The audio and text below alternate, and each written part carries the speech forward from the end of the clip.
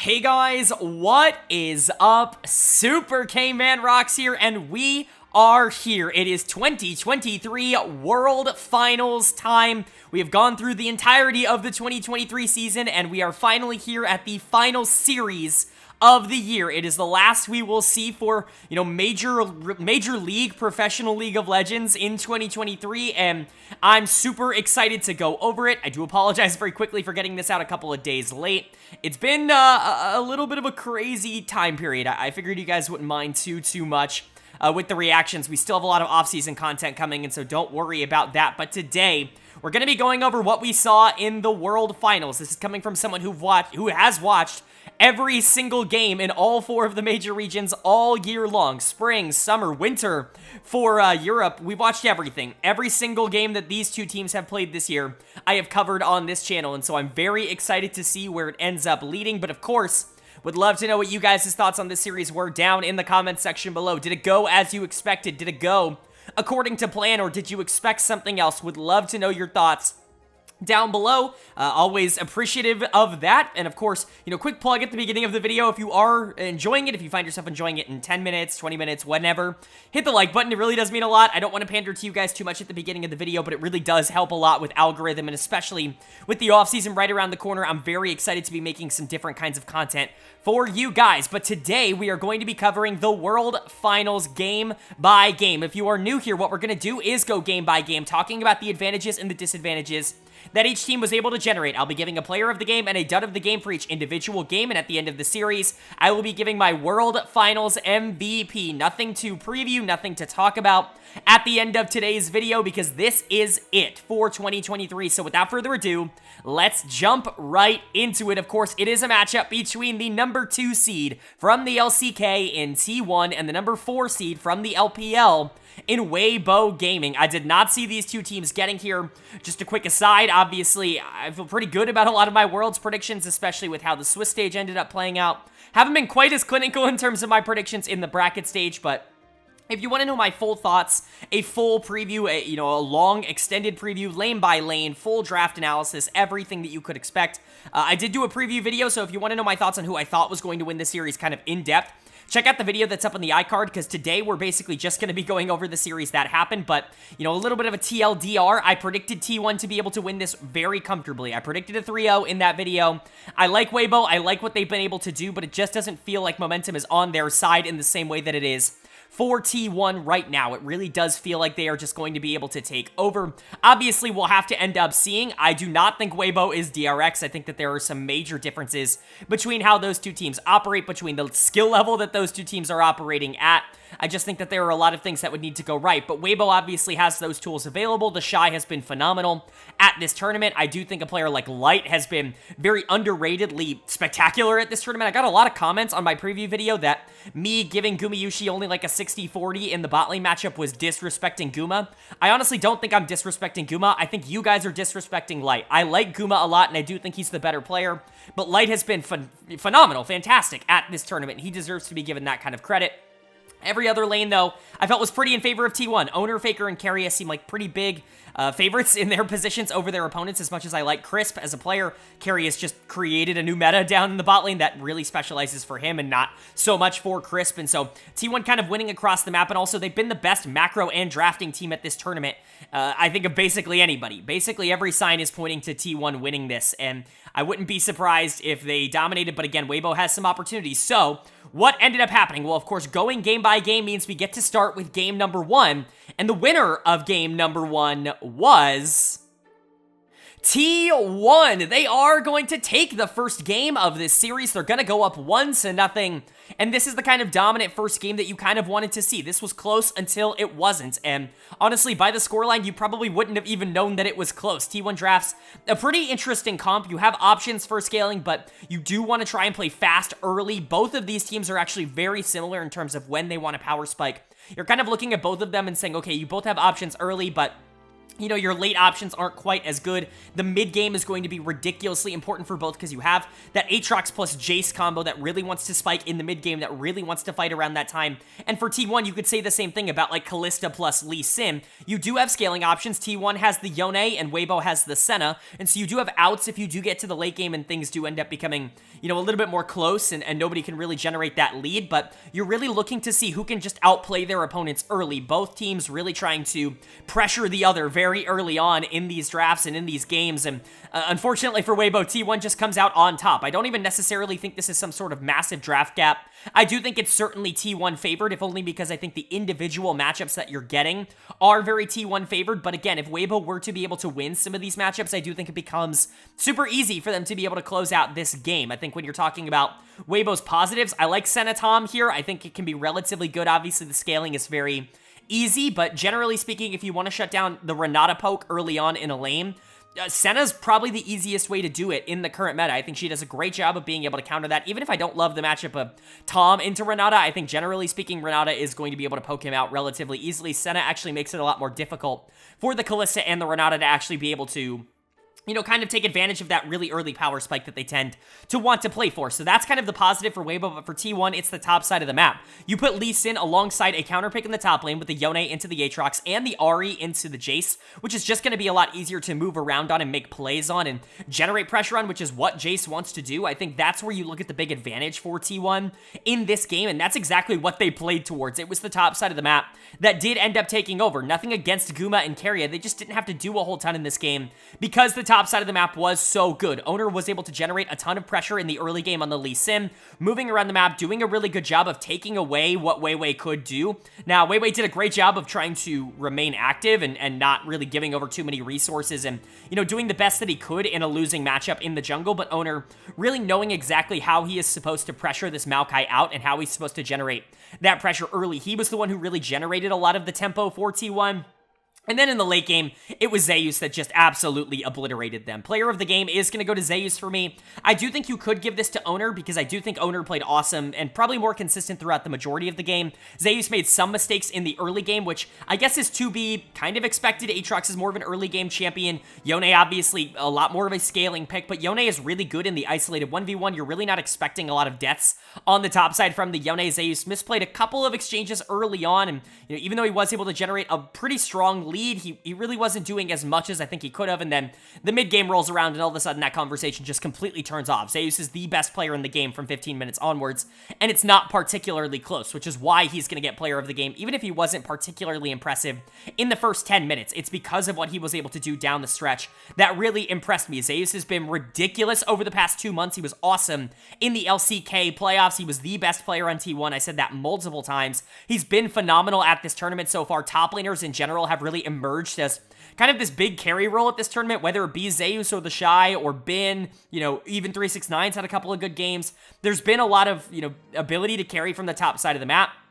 And Zeus, I think, has embodied that. He's been spectacular over the course of this tournament on counter picks, and he got another one here. He can play weak side, but man, when he plays strong side like this, hopefully that narrative of, oh, Zeus always chokes it away in the finals starts to go away a bit. This team very rarely played towards him in a lot of the other major series that they ended up playing, especially last year against DRX. Now he's getting a lot more resources, and this is what he can do with them. Of course, Owner was obviously fantastic. He gets his signature Lee Sin here. He deserves all the credit that he's going to get for this game. There was a big question mark for me about Owner going into this tournament because the LCK playoffs were so bad, and I shouldn't say so bad, because the LCK regular season was miserably bad, and because his playoffs really didn't inspire enough confidence to say that that part of him wasn't gone. You were kind of concerned with what you were going to get out of him when he was playing the best teams in the world, but he has been nothing but phenomenal for this team, reestablishing himself as one of the best junglers in the world. He's maintaining that. At the start of this series, he knew exactly what he needed to do for the first 8 minutes of the game, and man, his Lee Sin mechanics are just perfect. It's his macro that was always kind of the problem, and honestly, his macro has been the best in the entire world at this tournament. It's been crazy impressive. Guma and Keria were also really good. Keria in particular on this Renata was making a lot of plays. That ultimate is just so impactful down the stretch of a lot of these fights.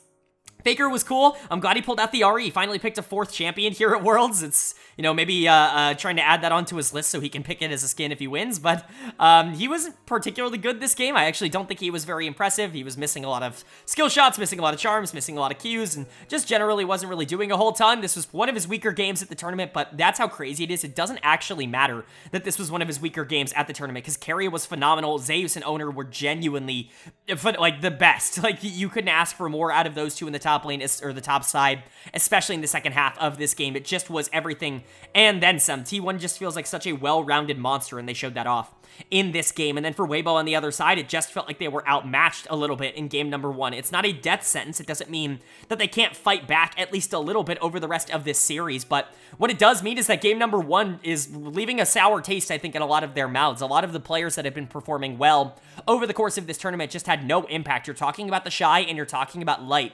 The two players that I really do think have gotten them to this point in terms of their performances. I think both had very underwhelming games. Not a ton the bot lane can do here. Senatom Kench really does need time to get online, and there was just never time available here. The game spiraled out of control in the mid game way too hard for those two to ever be as relevant as you need because the top side just lost super hard. Weiwei got invaded early. He did a phenomenal job of actually creating pressure. He got Faker in the mid lane with First Blood, which was really huge. And honestly, on the Maokai, he was by far the best player on Weibo Gaming, creating opportunities, but top lane just evolved so quickly for the Aatrox. It was never really able to be recovered. The Yone took over in the late game because Aatrox fell behind, and the Shy is going to get dud of the game for it. These are the kinds of performances that the Shy was putting out in the regular season. Honestly, the best way I can describe Weibo in game number 1 is this is the LPL Weibo Gaming. This is not the Weibo that we've seen at Worlds. This was the Weibo that we saw in the LPL regular season, hell, even in the LPL playoffs, where it just felt like they had tools, but they just didn't have enough to be able to do with these tools. One player would step up, but another would underperform heavily, and if they were going up against a really talented team, it would matter, and it would cost them the game, and that's exactly what happened here. I'm not going to say that that's going to happen for the rest of the series, but this is not an unfamiliar sight for Weibo fans and for the people that have watched them throughout the entirety of the LPL year. This is kind of what they've been doing in 2023, and it's certainly a concern. If Light can't get online and if the Shy's going to lose, I really don't see a lot of avenues for this team to win. I like Xiaohu, but his tournament hasn't been phenomenal, and he's going into a super stable and super consistent mid, not to mention the fact that this team just really doesn't play through mid lane. Weiwei's not that kind of player, and it's not like Crisp is going to be taking over from the support position if the Shy and Light aren't doing a whole ton. This is a really, really do-or-die situation for Weibo. First of all, you can't go down 2-0 against T1 in the finals. Their confidence is just too high right now, and they're too clinical as a team. They're going to be able to win one of the final, 3 games, and so this is a must-win for Weibo in game number 2, but T1 can take a massive lead here, going up 2-0 and putting themselves in the driver's seat for the rest of this series, basically, no matter what happens. It's a big one, but what's going to happen? Well, the winner of game number 2 was T1. They are going to take game number 2. They're going to go up in this series 2-0, and they are going to establish a firm control over the World Finals. This is everything you could ask for in a start and then some. 2 30-minute games, both of them very much in control of T1, and they're able to close them out relatively easily. I think this draft was honestly a little bit more even than in game number 1. I talked about a lot of the advantages that Weibo was able to generate in game 1, but I think their draft was better in this one, and that's kind of funny because I think their gameplay was significantly worse. I think that there were a couple of players that were really bad this game that definitely deserve to get shouted out for not having a very good game number 2, but for T1, it just feels like they are clicking on all cylinders. It's what's been happening all tournament long, basically ever since that Team Liquid game, ever since their loss to Gen.G, more precisely. T1 has been, the best team at this tournament by a large margin. It's because all 5 players are really playing at an exceptional level right now, and that is very much carried over here into the finals. Really good stuff from them. Let's talk about draft, because we always talk about draft first on this channel. I talked about it being more even. I thought game 1 was very T1 favored in terms of the draft, because I think topside was just very much in their favor. The Yone counter pick was a really big deal, and it didn't feel like the Shy really had a ton of answers to that in the late game. It didn't feel like Weibo in general had a ton of answers to the Yone. The Lee Sin, I think, just created too many dynamics in the early game to allow Weibo to play the game, even if they did try to play around it relatively well. I liked the RE pick for Faker. I think in general they just looked looked very good in that first game. In game 2, I do think this draft is a little bit more even. I think that there are good and bad picks coming in from both sides. First of all, still high priority on things like the Callista.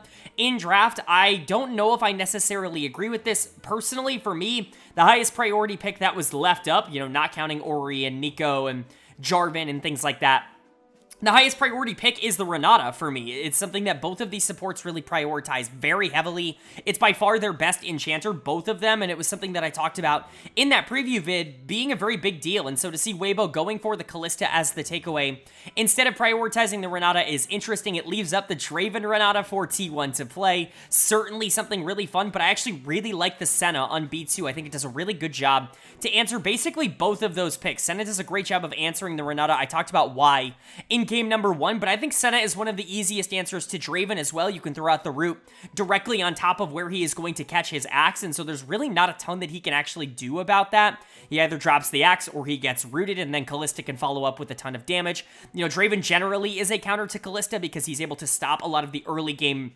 beatings that she's able to give out. He's actually able to duel with her, which basically no other AD carry, at least at this level, is able to do, but Senna, I think, neutralizes this quite a bit, and I like that on B2. Outside of that, I think you can say that Aatrox wins early into Gwen. I know Gwen is a quote-unquote counter pick into Aatrox because she is going to be able to shred him incredibly quickly, and she scales significantly better, but at least for the laning phase, I don't think Aatrox is going to have nearly as much trouble as he theoretically would into something like Yone. We'll talk about why that didn't necessarily come to fruition in this game anyways, because Zeus was just better than the Shy, and he has been across these first 2 games, but in theory, I think your bot side's looking okay. I think your top side's looking okay. That's not to say T1 doesn't have good picks. I like the Draven as an answer to the Callista, like I said earlier. I really do believe that to be the most consistent way to answer in lane. Callista, going into the mid game, if she is neutral or behind, she's just not all that useful. You need to be able to win with her early. That's why she's the highest priority AD carry in the game right now, and I think Draven does a great job of answering that relatively efficiently, but the pick that I think really seals this draft for T1, and a very obvious pick in hindsight, is the Sylas in the mid lane. It's one of the 3 champions that Faker has played across this tournament, and the other 2 were banned out. The Azir and the Orianna were not here. Obviously, Ahri in game 1 adds a 4th champion to that list, but before this series, it was Sylas as that 3rd champion. Obviously, he's going to want to prioritize it at least a little bit, and you pick Maokai on B3 into it. We've kind of gotten away from the narrative of how good Sylas is into Maokai. We talked about it a ton at Worlds last year because just how important Maokai was and how easy Sylas ended up countering that as an answer because he gets to steal that ultimate and be as useful in a lot of those late game team fights. But Sylas also has a ton of prio early on in this game going into a matchup like Ahri. It's not the same thing as going into Jace, where Ahri can move around the map and can shove and roam and play with her jungle and make the lane essentially irrelevant. She has to do something against Sylas because he's going to pressure her over and over and over again. You add on top of that the fact that you pick up Nocturne on R4, which I think is really interesting in this basic dive comp. You can throw out a Renata ultimate and then basically Sylas, Gwen, Nocturne all just dive on top of your backline, and it's very difficult to deal with that.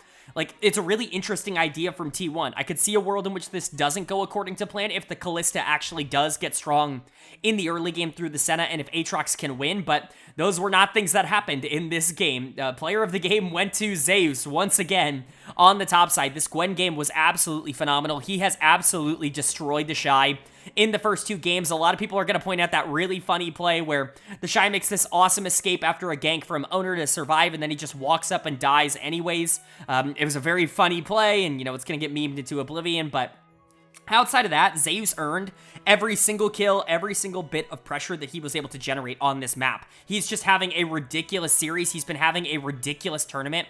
And right now, he's just gapping Weibo, almost entirely by himself. Gwen is one of those champions where if she's strong in the mid game, if you can get her moving into the late game, there's very few actual answers to her. And look at Weibo's side. What are the clean answers? Maokai, if he does have gold, which he didn't this game, and that's really it. There really is no other way to stop this Gwen if she does get strong. So really good stuff coming in from Zeus. I still want to give a big shout out to Owner. These 2 have really been the carries for T1 in this series. We've been talking about Faker. We've been talking about Keria. Leading up to this series, Faker in particular, who I said was the best player at this tournament. But in the finals, it's been Zeus, it's been Owner, who have been phenomenal. And both of them have had great tournaments as well. It's not like they've just, shown up in this series kind of, akin to what someone like Kingin did last year. This is different than that. These are 2 of the best players in the world when they are on and when they are playing their absolute best. And it is looking like their absolute best right now. It is super fun to watch, but Keria continues to be awesome. Guma continues to really not have to do anything. I love Guma. I'm certainly not trying to disrespect him. I know some people are gonna, talk about how I'm disrespecting Guma. If you already left a comment like that, I appreciate you, but I'm not trying to. He just isn't asked to do a whole ton when the rest of the team is working like this. This feels so much like the spring split version of T1 earlier this year because the meta feels so much more similar to what it was then, and I think T1 just capitalizes and dominates on that in a way that no other team can actually answer. And then for Weibo, it's a bad game. Like, some weird decisions.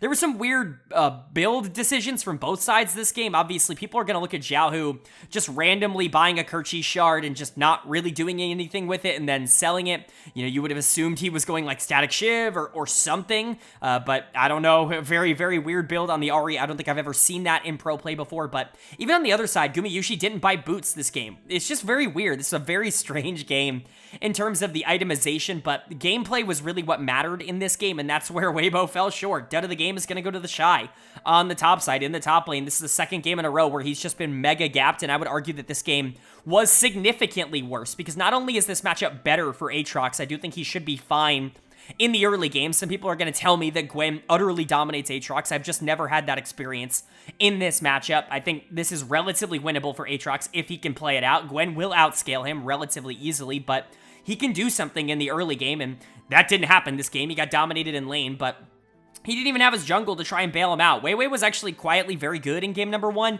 He was really bad here in game number 2. The Maokai just wasn't able to accomplish anything. This pick continues to look way too slow in a meta where T1 just wants to push the tempo as quickly as possible.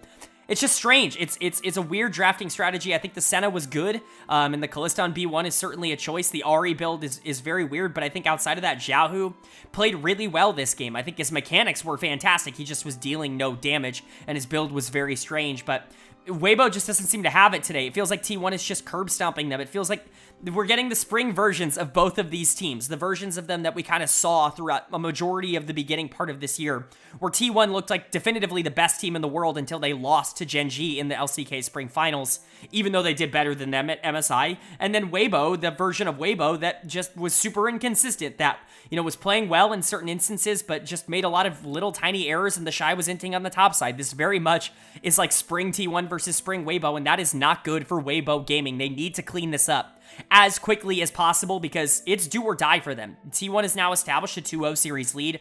If they take this third game, that's a clean sweep for their 4th ever world trophy. I'm very, very excited to see what happens, but it is do or die. It is win or go home. This could be the final game of the year if T1 is able to win it. Are they going to be able to? Well, the winner of game number 3 was T1. They are gonna take game number 3. They are going to take this series, and it is official. The road has been completed. Your 2023 League of Legends World Champions are once again T1. The most successful organization in League of Legends history claims their 4th championship in 11 years. It's actually absurd what they have been able to do. It's the most impressive organizational run that any org has ever made, and it's not particularly close. 2023 obviously is a great year for them, and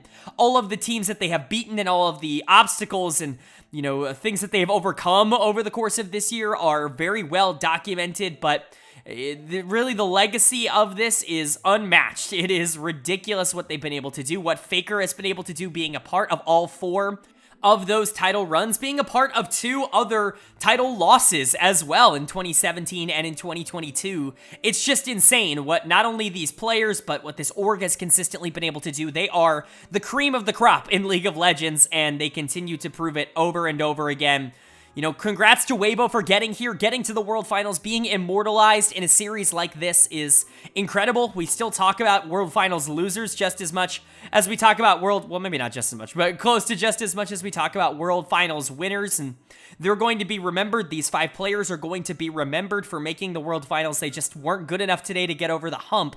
That is T1, the ultimate final boss challenge. We talked about how the semifinals was likely the real World Finals, T1 versus Gen.G Gaming, and I do think that ended up proving correct. in an alternate universe, maybe we swap a bit of the bracket around. Maybe we get that 3-1 against JDG in the finals. But either way, it's T1 coming out on top, and they did it in dominant fashion. This was the shortest game of the series, and all three were on red side as well. Everybody talking about how blue side is an insta-win for so many teams. T1 really utilizing that counter pick to an incredible advantage in this series, mostly on the top side of the map, which is just massive. It just continues to show that they're the best drafting team in the world. Coach Tom was a huge addition for this team midway through this year, and, they have become everything that you could have wanted them to become. This is the best team in the world in and out of game, and they proved it again here. But let's talk about Game 3. Let's talk about Draft very quickly. I think Draft is actually kind of in favor of Weibo. I just kind of hyped up T1's drafting ability and said, like, oh, this is, a really, really good, drafting team. They're the best drafting team in the world. Their macro, they're in, their game prep. It's really solid, and it has been over the second half of the year.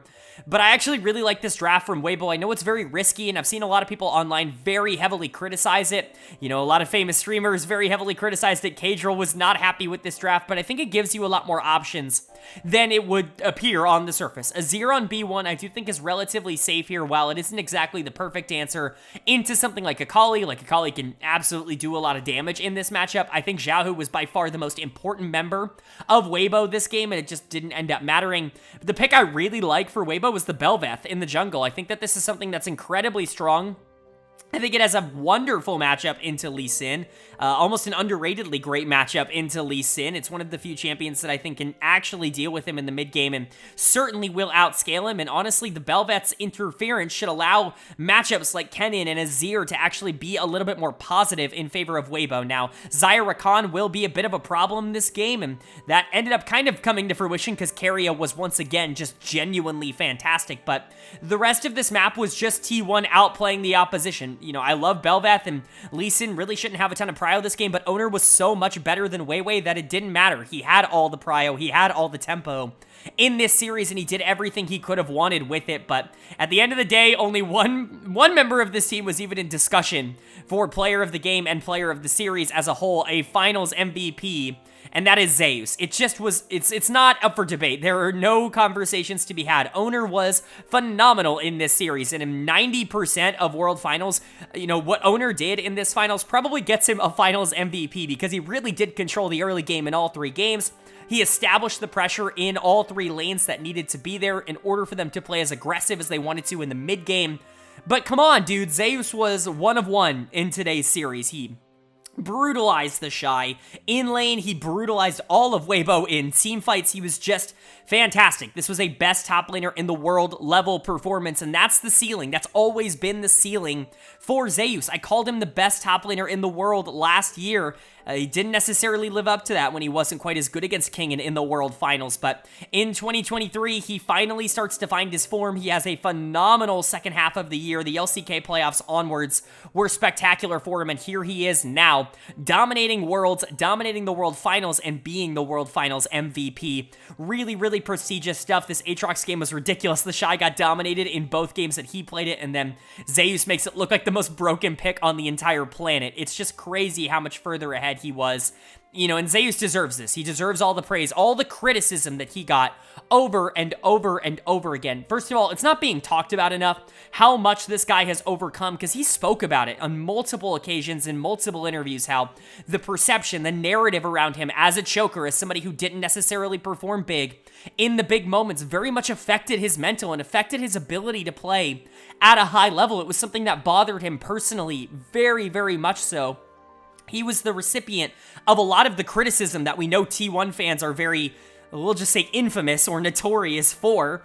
And for him to come out and dominate this year's Worlds and be the finals MVP and go on this run and be the best player on this team in this series, I want that narrative to carry through. I want this narrative that Zeus beat the allegations, that Zeus proved who he truly was the whole time without all that mental pressure on his back he proved that here. It's not getting talked about enough what he was able to overcome mentally to get to this point, but he was the best player in the World Finals, and that has to be accounted for something. You can talk about Faker and Owner and Guma and Keria being great, but this was Zeus's series, and he deserves that kind of recognition. The rest of this team was obviously phenomenal. Owner was terrific. For him to win, World Finals after the year that he had, it felt like he was falling off in summer. The end of the summer regular season was disaster for him. It's the worst he has ever played as a professional, in my opinion, and it certainly didn't improve in the LCK playoffs either, but by the time he got to Worlds, everything started to work out. His confidence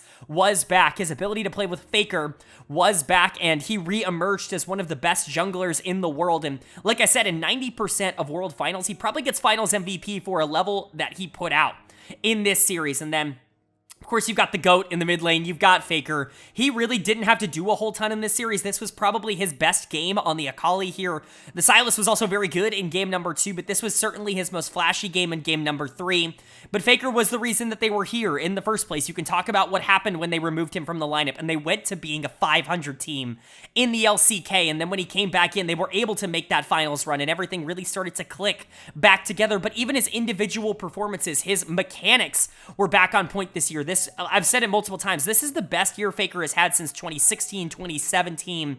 This is the best he has been in, 5-6 years, and it's incredibly impressive to see that come from him here, and it really is apropos to cap that off with his 4th World Championship, by far the most of anybody in history now isolated in that award. And then you've got Guma and Keria. I mean, meta redefiners. Guma has basically taken this weak side role and run with it as one of the most talented AD carries in the world, and do not take me saying weak side as a negative. For him, that is massive because we've seen what he can do when he's on strong side. He can carry games individually by himself. He's one of the best AD carries in the world, but his ability to do so well with so little resources, while his support, or while his top laner, or his mid laner, or his jungler take all the credit and all the shine, for him to still be as good as he is, it's incredibly impressive. And then there's Keria, who completely redefined the support position with marksman all year long. A lot of this year, we can talk about this kind of being the year of JD Gaming for a lot of the pre-Worlds process, but thinking back to spring, this was the year of Keria. This was the year of him basically changing what we think about early game in terms of the 2v2 in the bot lane, and that's a legacy that he's going to be remembered for forever. That I imagine that will carry over into future seasons so long as the meta continues to allow it. This T1 team absolutely deserves to be considered world champions. They were the talk of the league in 2023, and for them to be standing tall at the end, it's very, very well earned. And then for Weibo on the other side, a great year, massive overperformance here at Worlds to get to the finals. It's something they should be incredibly proud of. They just weren't good enough on today's day, and that's okay. Dead of the game is once again going to go to the Shy. It was a rough series for him. He did not play well in any aspect of the game, but he was the reason that they were here in the World Finals to begin with. He's been their best player at this tournament, and you still have to give a lot of credit to the Shy for stepping back up after it really felt like the peak for him was over, after it felt like what we've seen from him on Weibo the last 2 years has really shown that he can't be that guy. Even Invictus, 3 or so years ago wasn't looking all that good. And so for him to reemerge at Worlds and be one of the best players in the world, to gap Bin in the semifinals, it's still something to look out for. Weiwei being subbed in midway through the year and making World Finals. Now that's a storyline. I'm not the biggest Weiwei fan in the world, but even still, his contributions to this team cannot be ignored. Zhao, who was awesome in a lot of the year for them, didn't exactly step up as much at Worlds, but he was probably the best player on the team here in the World Finals. He just couldn't quite get it done. I know people are going to say, he choked in the World Finals, but for somebody who's considered the king of spring and somebody who doesn't perform in summer, to get to World Finals on a team that wasn't projected to do so, that's a pretty big overachievement, and hopefully can put some of that narrative to bed. And then Light and Crisp, one of the bot lanes that I think was the most underrated in the entire world for a majority of this year. Crisp was dominant as a support in the LPL. Didn't quite always show up at the world stage, but his good games were just as good as anybody else's. And then Light was the most consistent amazing, underrated player, just like he has been his entire career. Back on LNG, when he was carrying Doenby and when he was carrying Tarzan, nobody was talking about him. And here on Weibo, when he was carrying Xiaohu and carrying Weiwei, a lot of these games here at Worlds, nobody was talking about him. He's not the flashiest player in the world, but he is somebody who's going to get you wins, and he's another big reason why this team was in the World Finals to begin with. It's certainly not a year that Weibo should feel bad about. It's certainly not something that they should look back on with any sort of negativity. This is a fantastic year for this team. I don't know where they go from here, but for this org to be able to make it, you know, it's incredibly, incredibly impressive, and you have to be proud for them. But for T1, they're the ones hoisting the trophy at the end of the year. They're your 2023 World Champions, and they have cemented themselves as the greatest LoL esports organization of all time. All right, but that is going to do it. T1 are your 2023 World Champions, and that wraps up the 2023 League of Legends esports season. Everything has come to a close. Obviously, there's still a lot of minor regions, you know, moving around and having tournaments. We've got Nest coming up. It's happening right now. We've got some North American amateur tournaments running right now, and, you know, we're really excited about all that. Off-season has already kicked into high gear. So many teams have already made a ton of roster decisions, including even the two teams that we've talked about here today, but to cap off 2023, this was about as good of a storyline as we could possibly ask for, and I just want to say thank you to everybody who has stuck around on the channel all year long. It has really meant a lot. This is really the first big year where we've covered every single game. You know, at points in the past, we've had moments where we've had to, you know, skip a couple weeks or skip a month or 2 months or something like that. Not this year. Every single game was covered in all 4 of the major regions, and if you were around for all of it, I just want to say thank you. I really enjoy making these videos. It really does, you know, mean a lot to me that you guys enjoy the content, that you leave all those comments, and that you guys like the videos, and that I've got this little following. It really is amazing, and it never really fails to amaze that it even exists in the first place. And so, you know, I just want to thank you guys again for you know, being here and listening to the to the recaps that I do. I really do hope you guys enjoyed them, but if you do enjoy them, it's not over. You know, just because we're ending 2023 doesn't mean 2024 isn't right around the corner. We've got so much to do. We've got off-season coming up. I'm going to be posting a lot of videos talking about some of the roster changes, whether I think teams are moving in the right or the wrong directions in the West and in the East, in all of the regions that we cover on this channel. And of course, 2024 right around the corner means that we've got another year of League of Legends coming up in just a couple of months. I'm excited for it just as much as you guys are. Is a team like T1 going to be able to repeat? Is Gen.G Gaming going to bounce back with, you know, maybe a better performance at an international tournament? Can Weibo repeat the success they had this year? There are so many storylines to talk about, but we're going to be saving those for a later date because this is the end of today's video. I really do hope you guys enjoyed. If you did, please leave a like. It really does mean a lot. It does let me know you guys are enjoying the content, and it really helps the algorithm quite a bit. Hit subscribe as well because, again, like I said, we've got so much coming out soon, and I really hope you guys are excited for it. But with all that being said, I hope you all are having a great day. I hope you continue to have a great day, and I will see you all later.